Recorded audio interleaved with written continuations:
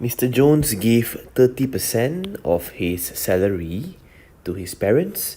He spent $350 on food and 20% of the remaining money on transport. He saved the rest of his salary, which was $1,120. What percentage of his salary did he spend on food? Now, to do this question, we can focus on the remaining section first, because what we know is that for the remaining,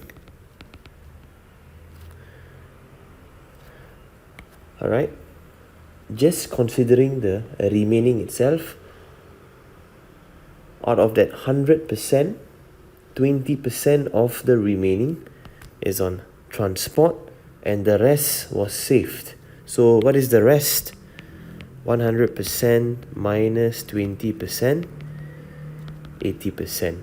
So just considering the remaining portion, 80% will be represented by $1120, and we can strive to find what is remaining actually.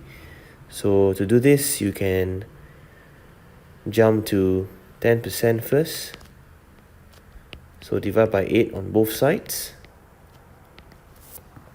1120 divided by 8. That will be $140. And we take 140 times 10. 1400. This is the remaining amount of money. Okay, so let's read the question again. Mr. Jones gave 30% of his salary to his parents. He spent $350 on food and 20% of the remaining. So 30% for the parents, which means that 100% minus 30%, that gives us 70%. And 70% is basically $350, which is on food, and the remaining amount of money. Alright, so 70% will be represented by $350 plus his remaining amount of money.